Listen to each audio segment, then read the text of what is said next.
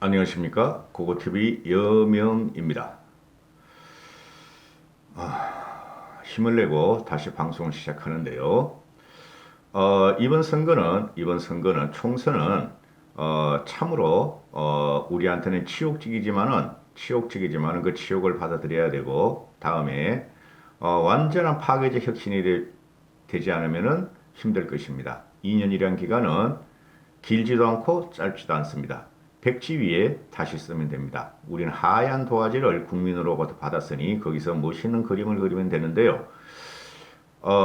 지금 현재 아마 고고 유튜브를 보시는 분들을 위한 방송인데요. 지금 문재인 정권이 도저히 요번에 이길 수 없는 선거를 이겼어요. 우리가 참패당했죠. 국민들한테 우리가 심판을 당했는데, 과연 그러면은 문재인 정권의 3년의 실정을 덮은 것인가? 아니라는 거죠.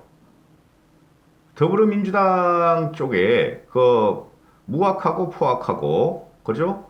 그 다음에 독불장군식이고 거의 독재적인 그 정책과 경제 실책과, 그죠? 그 다음에 오만방자한 야권에 대한 난자, 이런 것에 대해서 국민들이 과연 더불어민주당을 지지한 것인가? 아니라는 거죠. 결과론적으로 이야기를 하면은 미래통합당을 심판했다. 미래통합당 바꿔라. 즉 야권 바꿔라. 그러면 그 지형에서 자와 우를 허물려졌다는 거죠. 지금 보면은. 그래서 요번에 선거 과정에서 보면은 경제 실정론을 갖다가 우리가 많이 공격했죠.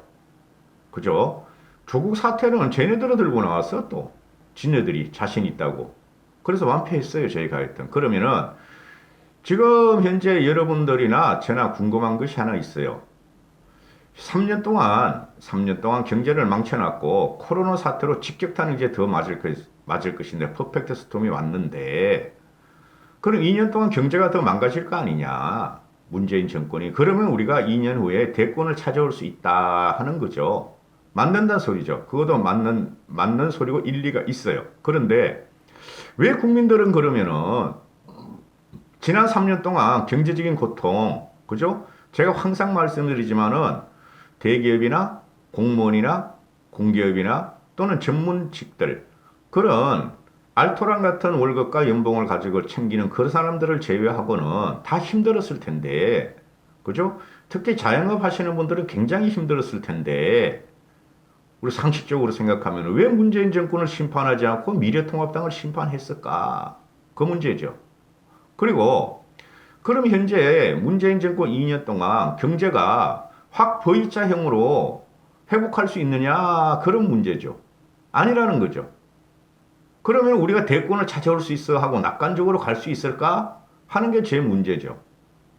제 생각이고 제 이 방송입니다. 보시죠.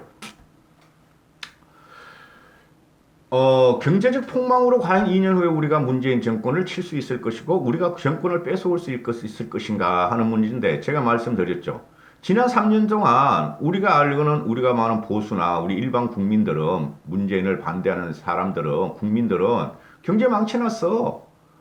그죠? 그 코로나 사태가 뭐라고? 아무리 국난 극복 과정이지만은 이때까지 경제 망쳐놨는데 더 망칠 건데 왜 찍어? 이렇게 해서 야권을 찍었어야 되는데 야권을 안 찍었다는 거죠. 그럼 2년은 어떻게 될 것인가? 향후 2년은. 지금 이 코로나 경제 위기는 말이죠. 전 세계가 지금 동질적으로 겪고 있어요. 지금 동질적으로. 그죠? 향후 2년을 말하는 겁니다. 동질적으로 겪고 있는데, 지금 전 세계 국가들이 무지막지한 돈을 풀기 시작했어요. 우리도 지금 풀기 시작했고, 그렇죠? 근데 한국은 다른 나라보다 오히려 아직까지는 규모가 적게 풀리죠. 그게 기축통화가 아니기 때문이고 세계통화가 아니기 때문이고 주축경제국이 아니기 때문에 그런 거죠. EU, 일본, 중국, 미국은 다 그냥 무지막지하게 돈을 풀죠. 그죠? 그 위안화도 지금 기축통화는 아니지만 위안화도 세계통화로 지금 통용되고 있으니까. 그런데 이 사람들이 돈을 풀어. 전 세계. 우리도 풀어. 그죠? 그리고 끊임없이 경제 회복을 위해서 돈을 풀 거예요. 한 1년은 풀지 않을까 저는 보는데요. 벌써 3개월 동안 풀었잖아요. 2개월 동안. 그죠? 그럼 최소한 한 6개월은 풀지 않을까 그러는데요. 우리 같은 경우도 1차, 2차 추경까지 벌써 갖고 3차 추경을 준비하고 있고 그 다음에 예산 조정에 들어갔고 그러면은 이 코로나가 시작된 게 12월 말이니까 벌써 4개월이 지났어요. 그죠? 그럼 전 세계가 지금 백신 개발에 전력을 투구하고 있죠. 그럼 이제 학자들에 따르면은 1년이나 1년 반 후에는 백신이 개발된다.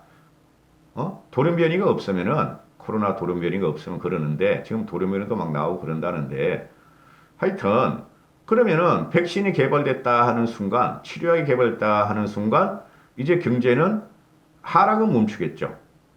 최소한 1년 후에 현재로부터 1년 후에 또는 8개월 후에 이렇게 되는 것이죠. 그런데 지금 경제가 중국도 요번에 보니까 1사분기가 마이너스 6.8%가 폭락을 했죠.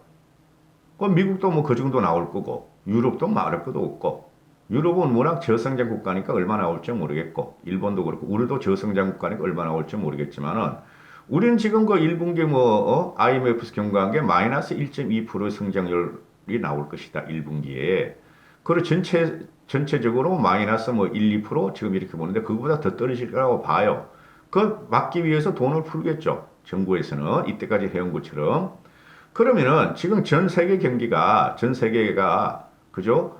경제에 대공황을 막기 위해서 돈을 계속 풀 것이고 그게 V자든 L자든 한 1년쯤 후면은 아니면 연말쯤 되면은 반등을 시도할 것이죠. 반등을 2021년쯤부터는 최소한 그러면 2022년 4월이나 5월에 대선이 있는데 우리나라는 이 친구는 이제 그 문재인 정권은 경제난 극복으로 갔다가 또 몰아붙일 것이라는 거죠. 경제난 극복. 그럼 국민들은 어떻게 생각하는가?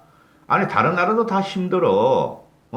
다른 나라는 우리들보다 경제 성장률이 더 꼬꾸라졌어. 쟤네는 마이너스 5%, 6%인데 그래도 우리는 마이너스 2, 3%를 선방했어. 그런 식으로 간다는 거죠. 제 생각에는. 왜냐하면은 모든 나라가 지금 경제 회복과 경제 추락을 더 이상의 추락을 막고 경제 회복을 가려고 그러는데 실제적으로 이제 경제 추락이 악한 소리가 나올 적에는 2, 4분기가 끝난 다음에 이제 본격적으로 그게 나올 거예요. 그러면 4, 3분기나 3, 4분기나 또는 늦어도 내년 초부터는 L자든 V자든 조그만 반등이 나올 텐데 그런 그때부터 우리는 대선이 1년 남았다는 거죠. 그러면 문재인 같은 경우에 경제 극락 극복 또 그 프레임을 짜고 나온다는 거죠. 그래서 이번 총선에서도 우리가 문재인의 3년 동안 경제 망친 거에 대해서 심판을 못 했는데 국민들은 여기서 더 망쳐봐야 얼마나 망치겠냐. 피부적으로 와닿아야 되는데 지금 벌써 우리가 4월 초까지 나오는 게 실업자가 230만 명이 늘었다. 급수적으로 늘을 거예요. 계속 앞으로. 그런데 계속 정부에서는 돈을 뿌리고 있죠. 그죠? 근데 이 경제 요번에 오는 경제 폭락이라는 것이 폭망이라는 것이 전 세계를 다치고 우리가 상상을 어떻게 될지 잘 몰라요. 상상이 어떻게 될지. 그런데 그냥 가는 길이 어떨지 모르는데 이걸 갖다가 얘네들은 우리가 요번 총선을 보면은 아니 3년 동안 경제 폭망을 갖다가 누구나 다 아는데 제가 말을 했던 대자본가나 또는 공무원, 공기업, 대기업 직원들은 돈을 많이 벌었어요. 문재인 정부 3년 동안 그 사람들은 신규적 총으로 나왔어요. 그 사람들이 다 문재인을 찍었어요. 그런데 그 친구들은 안정적인 자원을 갖고 있죠. 안정적인 직장을. 공기업 공무원 잘릴 이유 없어. 대기업도 구조조정에 들어가도 일반 중소기업이나 부실기업만 그렇게 구조조정이 안 들어가겠죠. 그래서 그 사람들은 그대로 건재할 것이고, 그죠? 그 다음에 향후 경제 국난 극복을 이 친구들이 또 몰고 간다. 그죠? 그리고 이 친구들은 이제 소주성을 갖다가 주장을 안 할 거예요. 폐기도 안 하지만 그냥 놔둬요. 최저임금 같은 거 더 못 올려요, 이제는. 신용만 뭐 1%, 0. 몇 프로, 1% 이렇게 할 거예요, 앞으로. 그러면은 소주성은 자연적으로 폐기가 된다. 지금 이 경제가 이렇게 안 좋고 전체가 실업자가 폭증을 하고 있고 도산과 폐업이 늘어나는 마당에 소주성을 갖다가 또 주장할 리는 없죠. 그럼 소주성 당연히 폐기된다. 그럼 우리가 소주성을 공격한 야권에서는 아젠다를 하나 잃어버리게 된다. 그리고 이 친구들이 대기업도 더 이상 조질 수가 없어요. 대기업도 힘들잖아요. 일단 대기업을 살려야지 이제 중소 중견기업이 살아난다. 국민경제가 살아난다 하고 이제 발을 뺄 거예요. 이때까지 대기업 때문에 나라가 망했고 경제가 망했다 했던 사람들이 그죠? 그게 뭐 우파 정책이냐 자본주의 정책이냐 따질 생각은 없어요, 제가. 대기업도 이때까지는 대기업을 갖다가 이제 찾아다니면서 투자해달라, 고용을 일으켜달라, 칭찬하면 돌아다닐 것이다. 190석을 안정의석에다가, 그죠? 그래서 우리가 공격할 대기업을 왜 그렇게 못 살게 구느냐, 글로벌 기업을 못 살게 구느냐 하는 그 아젠다도 하나 잃어버릴 것이다. 그 다음에 이 친구들 딱 갖고 나올 게 이제 뭐예요? 전 국민이 최소한 50% 이하가 수입이 확확 줄고 가정경제가 빈곤해지겠죠. 그럼 같이 포용을 하자. 같이 공장에 살자는 그 이명박 정권의 후반기 아젠다를 들고 나올 거예요. 제 생각에는 얘네들이. 그래서 경제 실정 가지고는 2022년 대선을 갖다가 우리는 문재인 정권을 공격하거나 쓰러뜨리긴 힘들 것이다. 근데 쓰러뜨리긴 힘들 것이다 하는 게 제 예상이에요. 단순한 예상인데요. 그럼 어떻게 해야 되느냐? 지금 경제는 일부 우량 대기업만 제외하고 공무원 공기업 그런 사람들만 제외하고는 초토화되고 있는데, 얘네가 국난 극복을 가지고 이렇게 들고 나와서 우리가 2022년 대선 아젠다를 우리가 갖고 오기는 참 힘들 것이다. 경제 실정을 공격하면서. 그럼 우리가 다른 대안을 내겠죠. 그때 가서는. 그죠? 경제 대안을 낼 텐데. 그럼 우리가 이 문재인 정권을 갖다가 퇴진시키려면 쓰러뜨리려면 어떻게 해야 되느냐? 고고TV 개인의 생각입니다. 문재인 정권의 비도덕, 비양심, 비상식, 그죠? 비정의를 공격해야 된다. 이제, 가장 공격할 수 있는 확실한 제 방침이 그거다. 계속 그 비정의, 비양심, 비상식, 비합리는 지금 그 문재인 정권을 지탱하고 있는 청와대에 아직 그런 애들이 많이 박혀 있고 또 더불어민주당 이번에 더불어민주당 국회의원이 된 청돌이나 코돌이들이나 586 운동권들이 그대로 그 비양식, 비도덕, 비정의, 비합리적인 이성을 갖고 있다 하는 것이죠.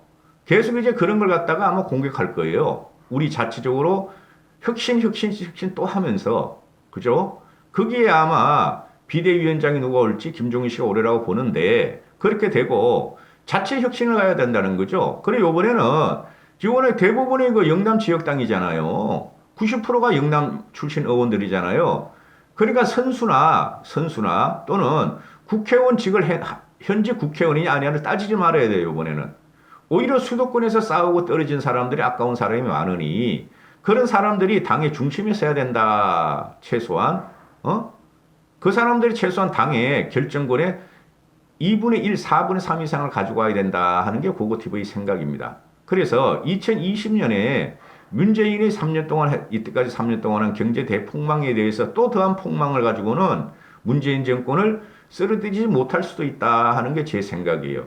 모든 세계가 동질적인 경제 위기를 겪고 있으므로 그리고 국민이 이번에 문재인의 경제 실정에 대해서 심판을 하지 않고 오히려 미래통합당을 심판했으므로 그래서 문재인 정권을 치려는 비도덕, 비양식, 비상식, 비합리, 비이성 이런 거를 갖다가 우리는 아젠다로 계속 몰고 나가야 된다 하는 것이죠. 대선 전까지. 그죠? 대선 아젠다가 딱 나타나기 전까지. 그렇게 생각합니다. 여기까지 하겠습니다. 감사합니다. 고고TV 여명이었습니다.